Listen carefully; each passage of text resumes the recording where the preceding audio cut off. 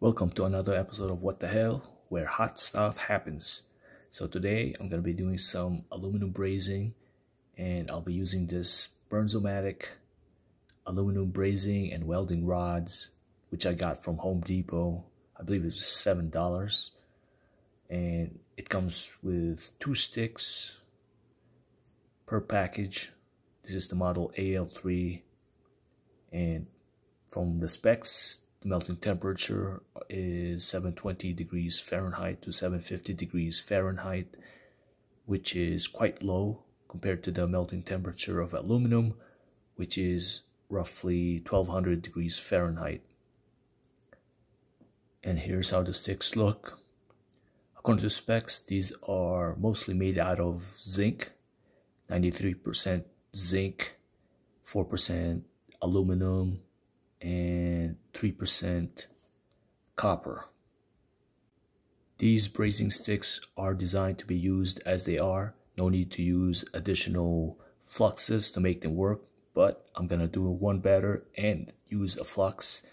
I'll be using this Forney Alumaflux model 37025, and I find that using flux just makes the braze flow much better, but it is tricky to use. You have to control the heat, otherwise you may end up melting the base material, because according to specs, the melting temperature of this flux is 930 degrees Fahrenheit, so it's getting up there, but it's doable. So let's get started. So for these tests, I'll be using propane torch.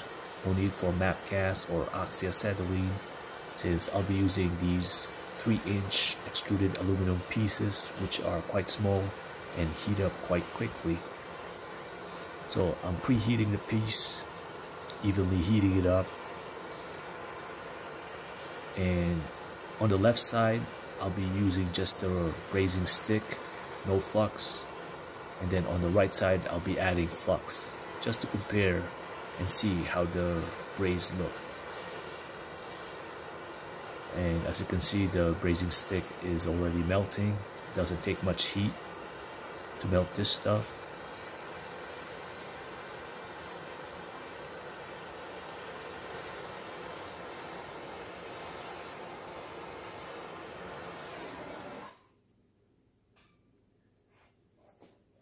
So next, I'll be adding some flux on the right side, and I've added a little bit of water into the flux to create a paste, just to make it easy to apply.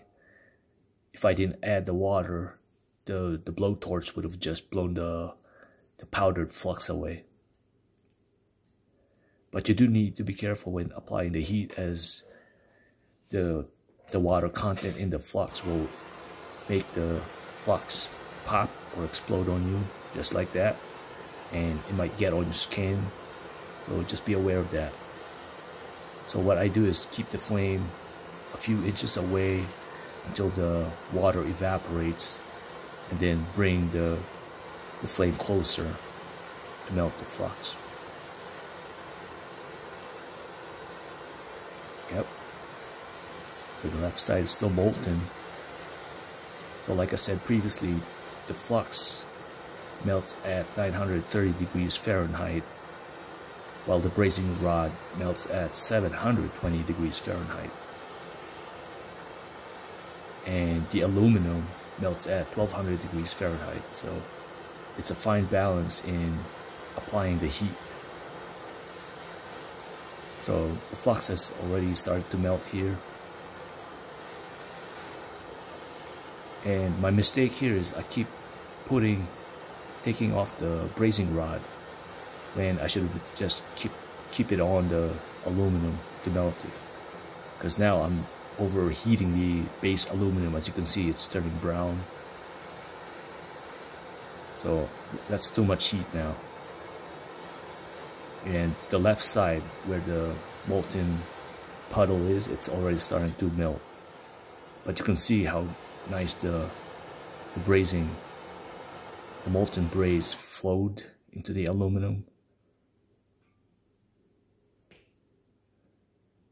So I'll let this cool off, rinse off the flux, and inspect how the braze looks.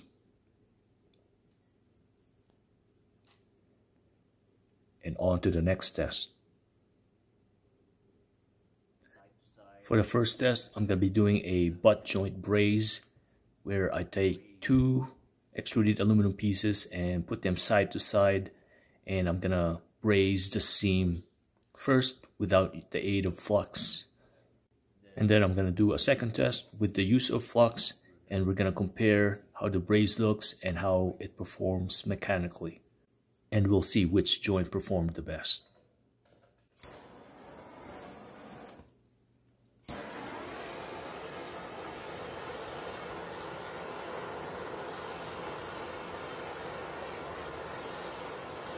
So I'm preheating the test pieces, evenly heating up both sides before I concentrate the heat towards the center.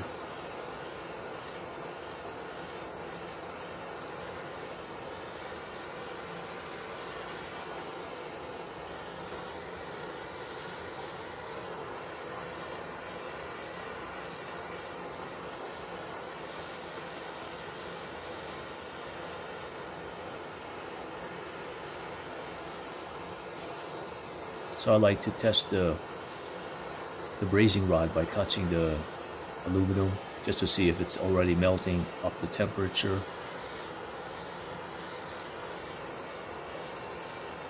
So I'm just keeping the flames moving just to make sure I don't overheat a single spot. Alright, so the brazing rod is now melting. We're up to temperature. And the braze just melts so easily.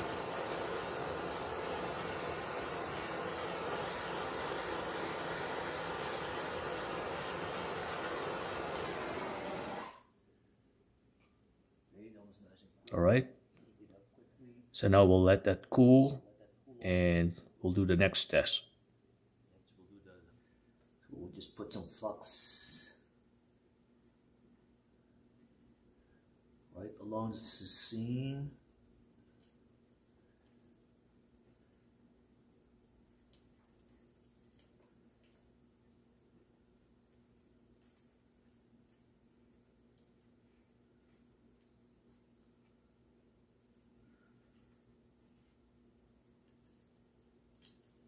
There we go.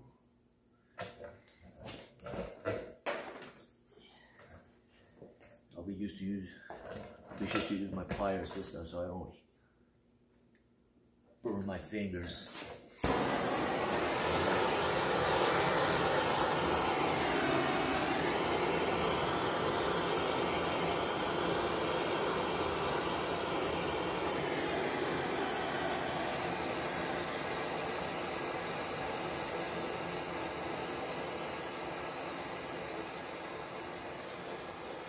So I'm keeping the flame of the torch about 6 inches away until the moisture from the flux has evaporated,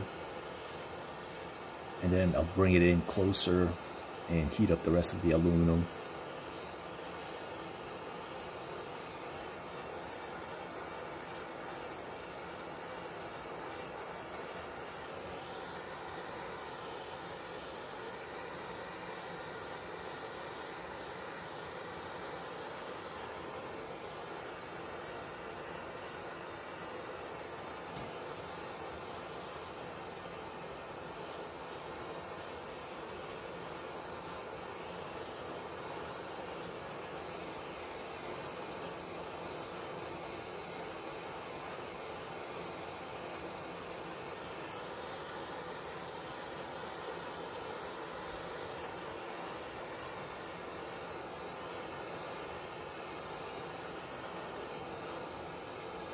It does take quite a bit of practice to figure out just how much heat to apply to the flux without melting the base aluminum material.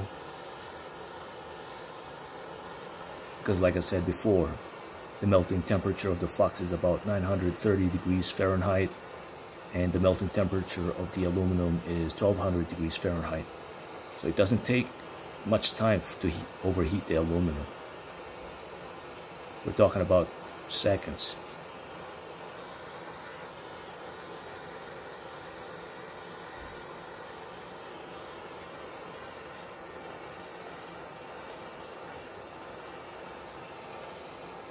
So at this point, I should be concentrating the heat towards the flux itself. And as you can see, the flux is starting to melt. It turns from the white crystal structure to this gray color. And then it will start to liquefy and turn somewhat clear.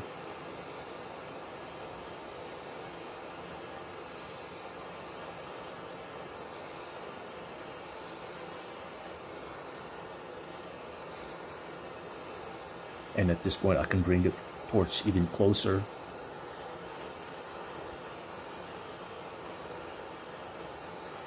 Really, I should be putting the brazing rod much sooner than this.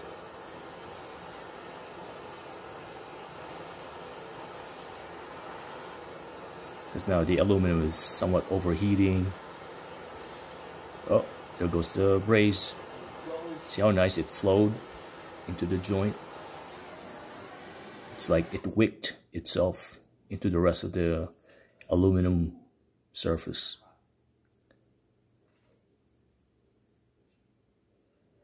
So now we'll let this cool off, and then I'll rinse off the flux, and we'll see how it looks later. And on to the next test.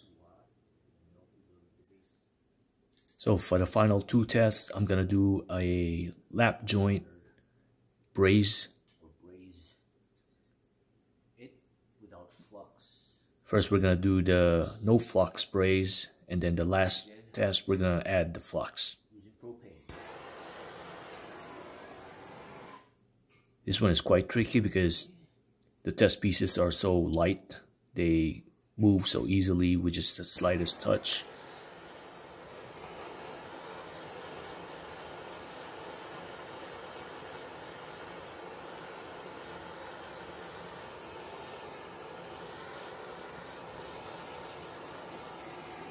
And with this test, we'll see the limitation of brazing with this setup.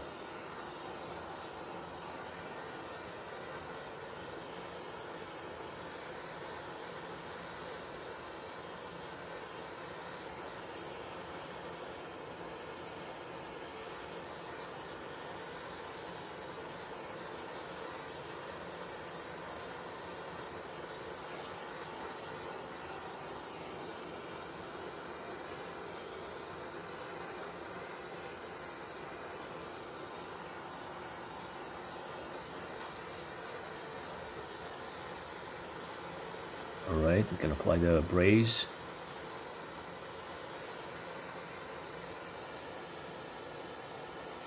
You just have to be careful not to push too hard and start moving the test pieces apart.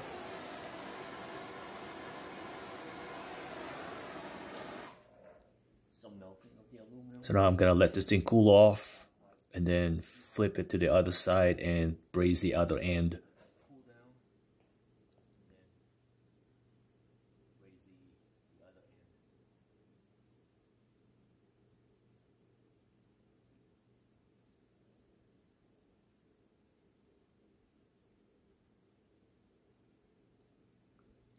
See how brown the top aluminum piece is? I've overheated that part ever so slightly, while the bottom piece is still quite silvery. Alright, I think it's cooled off now, and we can flip the test piece, and I can braze the other end.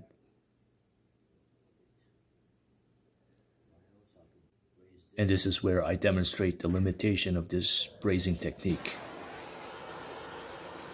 It's good for horizontal applications, but for vertical applications, it fails, since gravity takes over.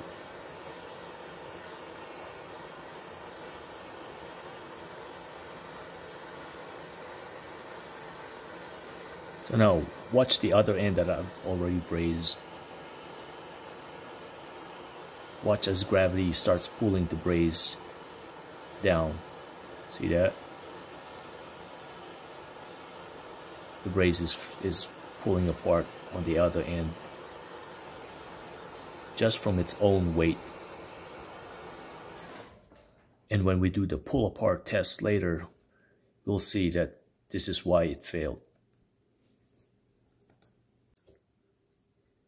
And for this final test, I'm gonna add some flux, and I'm only adding the flux on this edge here. I'm not gonna add it all over.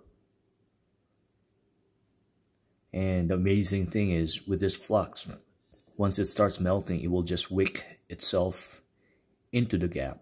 So that's why I'm not gonna bother spreading the flux all around the gap.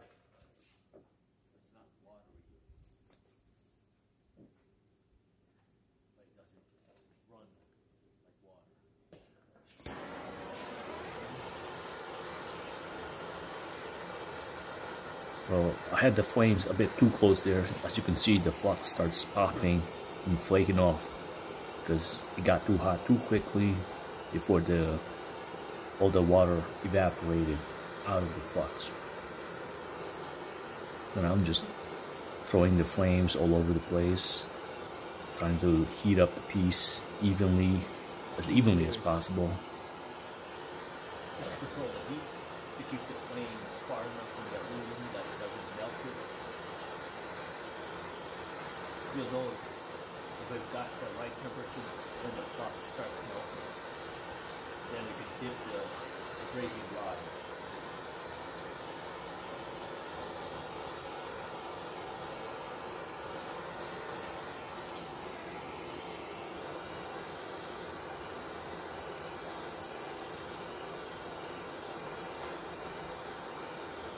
I probably could have concentrated the flame towards the flux more instead of moving it around. As you'll see later, the aluminum starts to overheat a bit and starts to turn brown.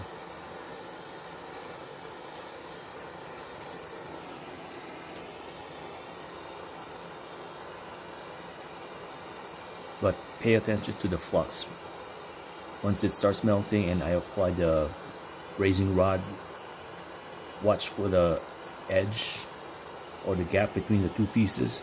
You'll see the flux melt through, and then it starts going to spill over on the side, and then the brazing rod will fill that gap. And you'll notice the cleaning action of the flux as well. See that the aluminum is now turning brown from being overheated.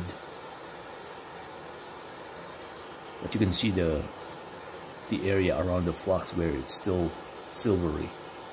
So the flux is keeping that part of the aluminum pretty oxide free. So the flux is just about ready to melt. You can see the cleaning action is working. It's expanding.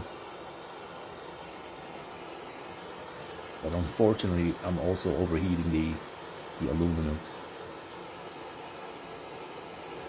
But as long as it's not melting, we're fine.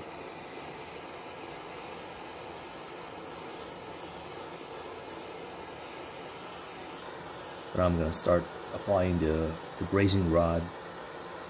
Here goes the flux. It's starting to melt and wicking into the gap.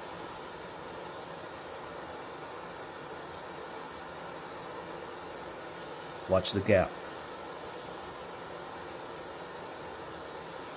There it goes. Look at the flux. It spills over the side, and then it starts cleaning it. And the braze also wicks into the gap.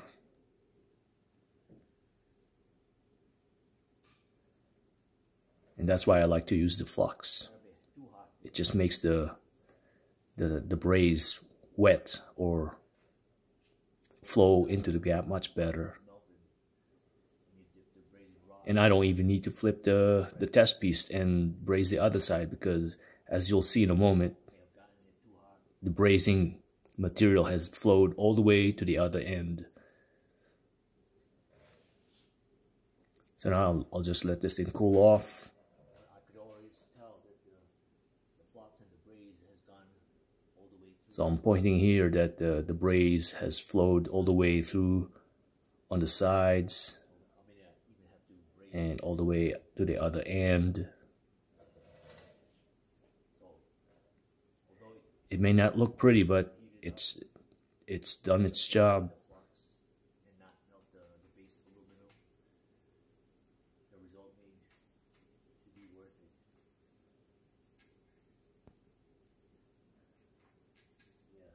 There, as you can see, the other side is also filled up with the brazing material. It's got a nice fillet to it.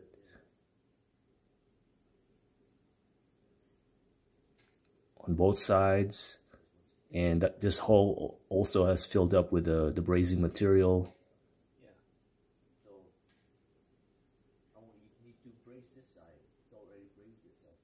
As I'll demonstrate later, this braze is very strong. I'll let this thing cool down, and then I'll rinse everything with water to rinse off the flux, because the flux is corrosive, so you don't want to leave it on. So here are the results after I've rinsed off the fluxes from the test pieces. First off is, so this one, I kind of messed up this one. So on the left side is where I used the flux, and this one is just the brazing rod. So you can see how well the braze wetted on the flux side.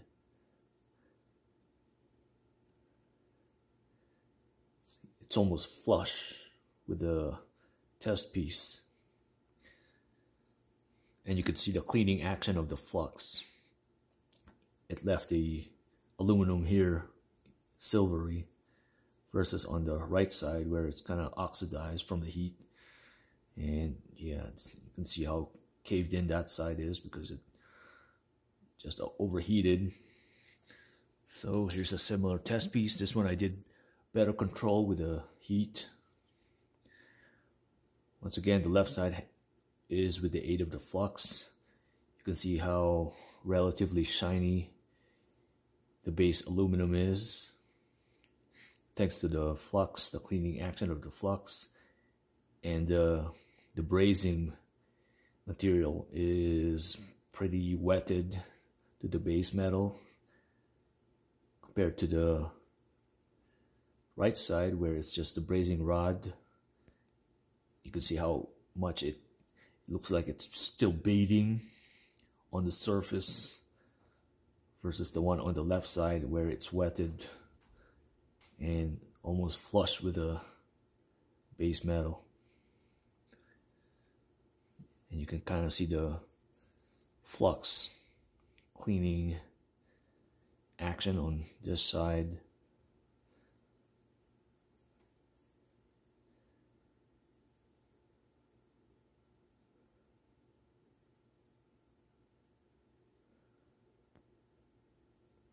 So with a test like this, it's hard to tell whether how well adhered the brazing rod is over here. But here you can clearly see it's almost flush, like really flat. It's almost like it's melted compared to this side. See, that's very obvious.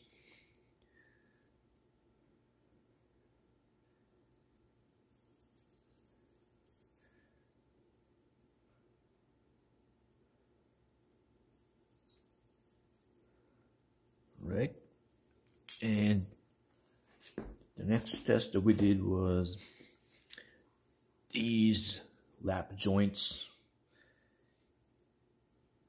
Well, let me start with this one. This one is without the aid of the flux.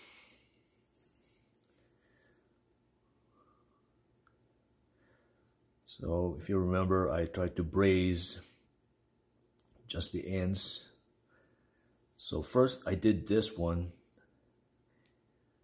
this side.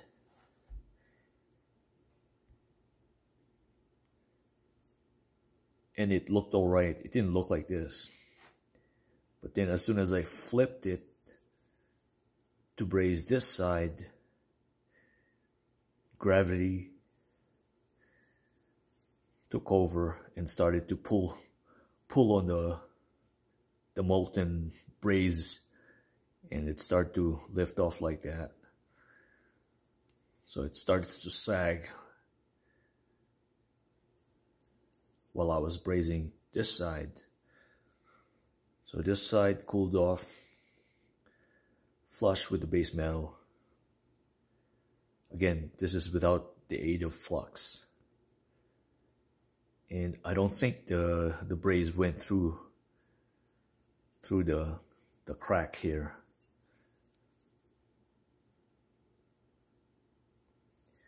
So we'll test and pull these two pieces apart and see how strong it is in a later test. And second piece, this one is with the aid of the flux. So first I did this side.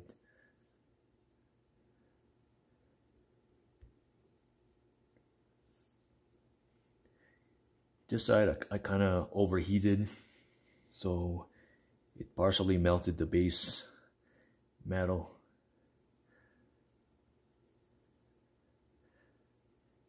But what's interesting is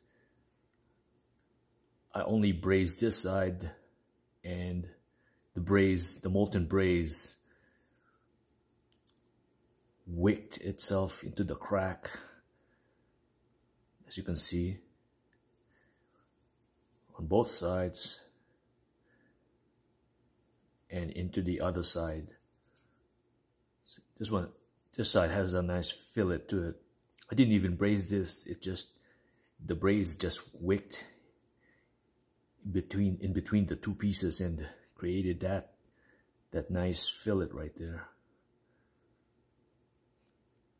I wish I could say I did that, but it just did it on itself, on its own. And then it filled in this hole.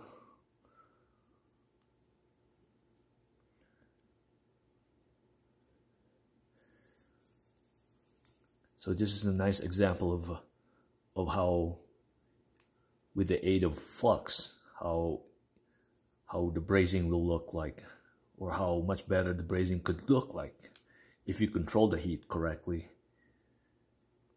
But I'm still experimenting in how much heat to apply, how close I need to put the flame on the base metal. It's really touch and go. It's if you leave it on for like a second, it could be too late, and the base metal could be melting already. Or if the flame is too far away from the base metal, it may not get enough heat, or it may take too long. But that's nice. It filled in all the way. I doubt I'll be able to pull this apart compared to this one. Okay, so the last test we did, we put the two pieces end to end. So this one is without the aid of flux. So I just ran a bead of the brazing rod right through the middle, and I don't think it went through the crack here. Yeah, I don't think it went through there. I think it's just mainly on the surface. And once again, you could see how it's like almost beading on the surface of the base metal. And then this one is with the aid of flux. And once again, I slightly overheated this one. So this side, you could kind of see it's almost melted. but the flux did a really good job in keeping the base metal silvery and the brazing rod melted through all the way into the crack, all the way down here.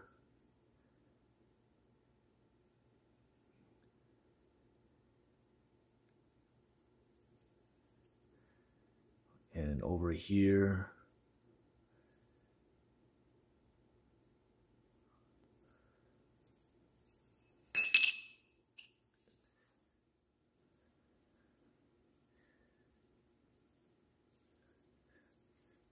It's really hard to control the heat, even though I'm using propane, which is lower heat output than MAP gas or oxyacetylene.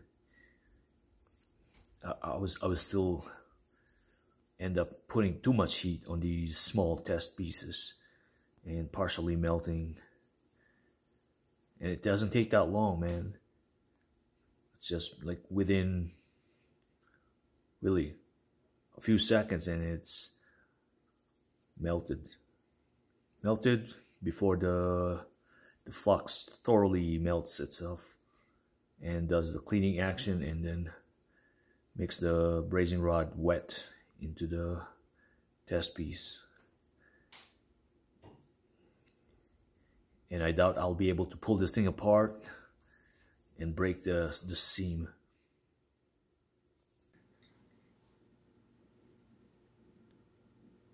So the first test we're gonna do is the lap joint braze without the aid of the flux. So remember when I was brazing this end, gravity sort of took over and started pulling down on the braze on this end. So that's a weak point on this piece. So I'm gonna attempt to pull the two pieces at the strong end over here. And I'm gonna put it in a vise and clamp it down real good.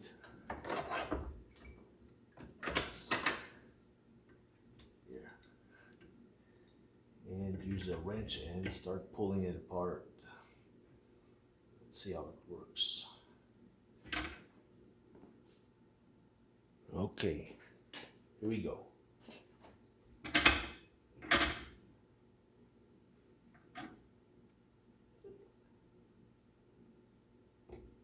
Ooh, I can feel something ripping. There it goes.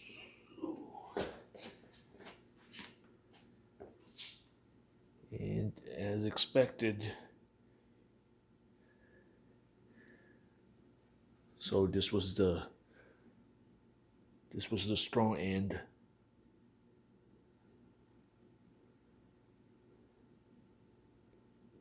And that's where it broke.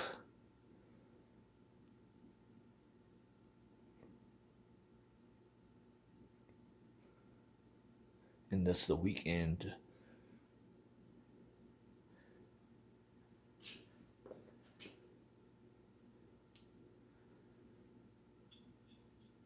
So the brace didn't really adhere to anything. It didn't even rip the base metal, this part, besides distorting it. Alright. Next test.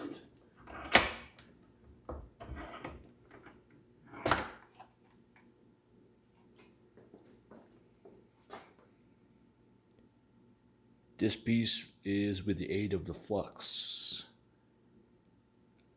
Now, I said previously, I doubt I'll be able to pull this apart.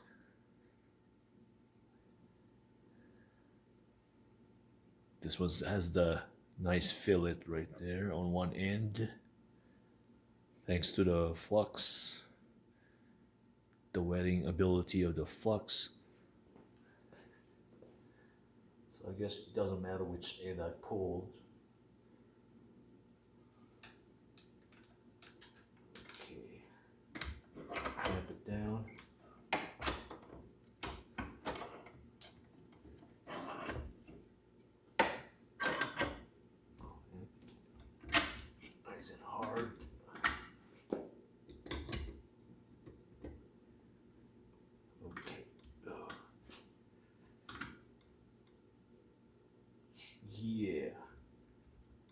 think that's coming off.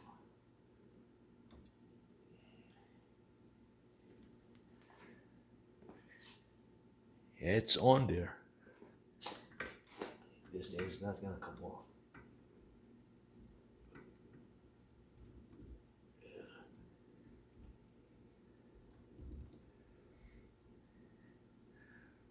I'm gonna, if I bend it the other way, it's gonna work hard in the base metal and it's gonna break off.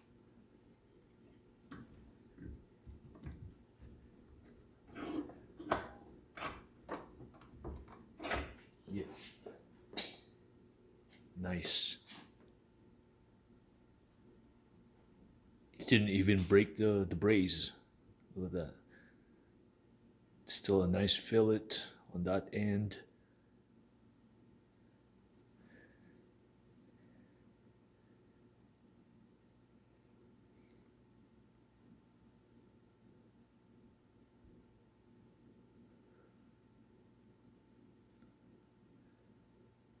Now this is a strong braze, all thanks to the flux.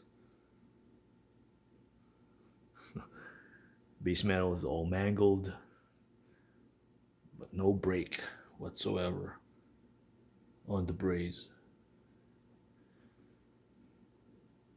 Nice. I'm impressed with this one.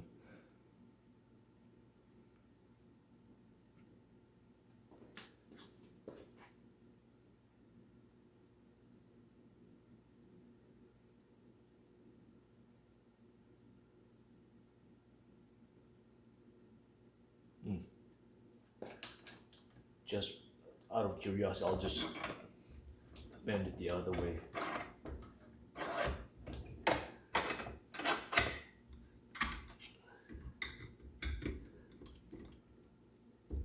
Yeah, it's ripping the base metal. The base metals. Yeah, that's not gonna break.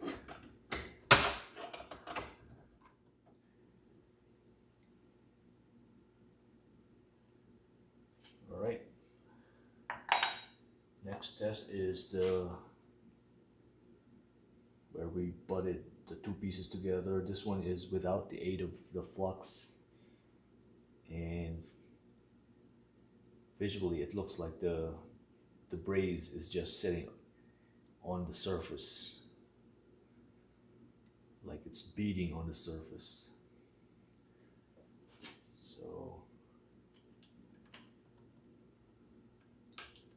let's see, right there, that's a good spot right there. I have enough surface to grab onto.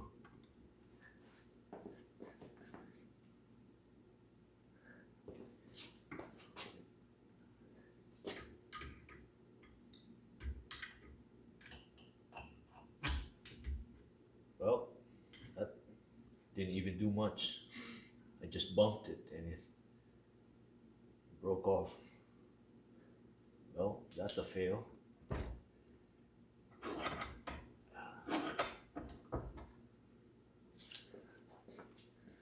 So I didn't even do much stress test on this one.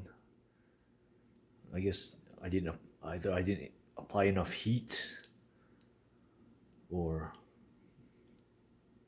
that thing just broke off. I just bumped it a little bit.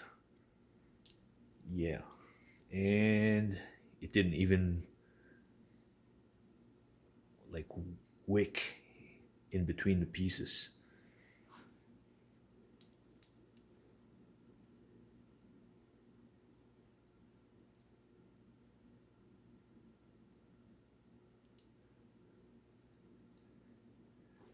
Okay, so that's a fail.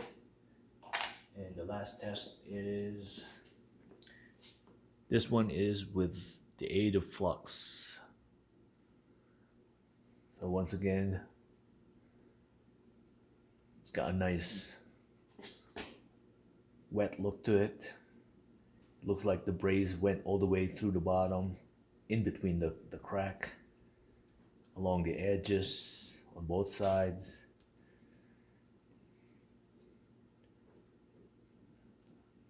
I doubt I'll be able to to take this apart without destroying the base metal.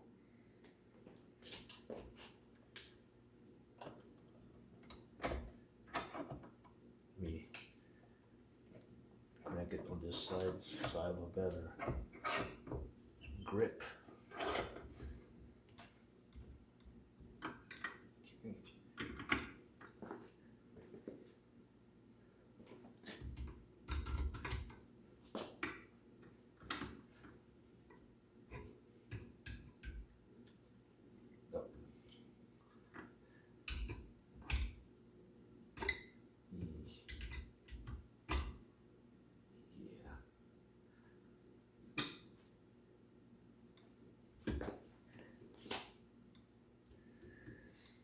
As expected, I'm distorting the base metal and nothing is happening to the braze area.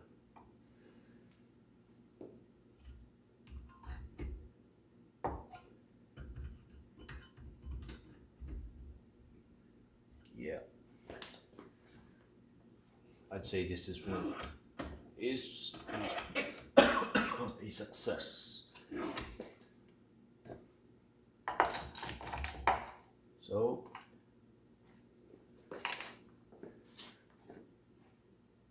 that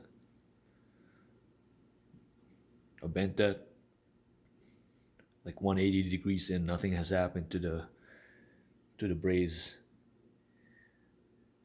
area.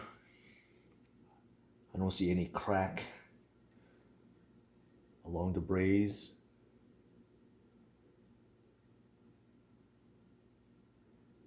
Nothing's opening up here at the seams.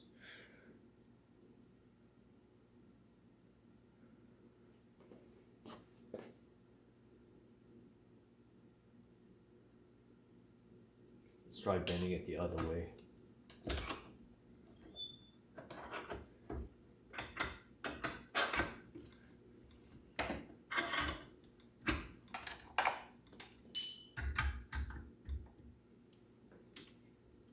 Okay. Probably gonna work hard in the base aluminum and destroy that instead. Crack it.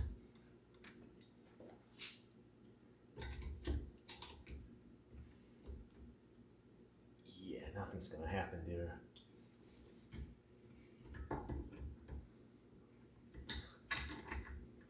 I've ran out of room to maneuver this wrench.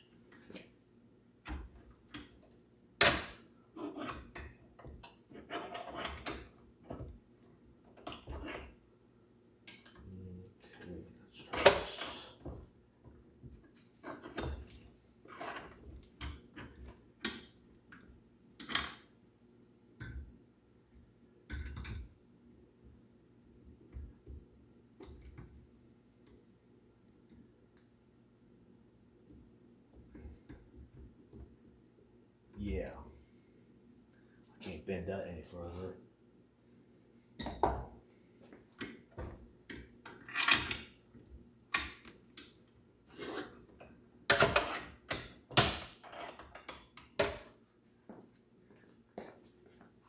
Not even a crack.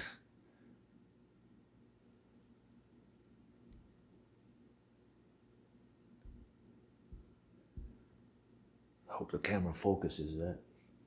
Not even a crack along the braze.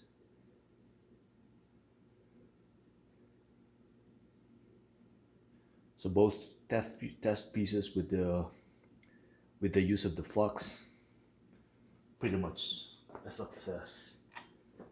No failure whatsoever on the braze. While the other two pieces without the flux have failed. So that's pretty much conclusive to me. If you want the strongest aluminum braze, use flux. But just be careful with how much heat you apply to the base metal to make sure that that you don't melt the base metal. And if you could master the temperature, you'll come out with a nice strong braze. I mean, for my second try, It may not be the prettiest looking braze, but it sure is strong.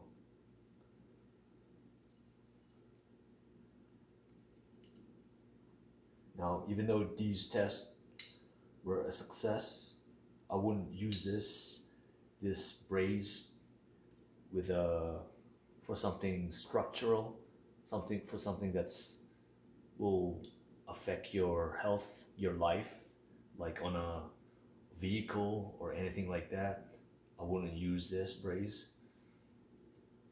Maybe I would use this for something like yeah, like a patio chair. If the patio chair was made of this type of aluminum.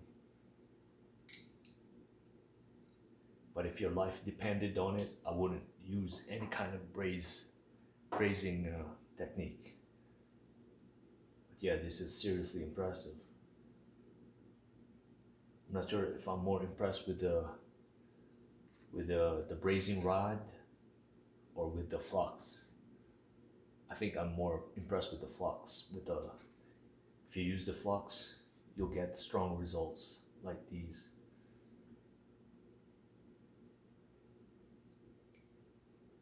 All right, until next time, see ya.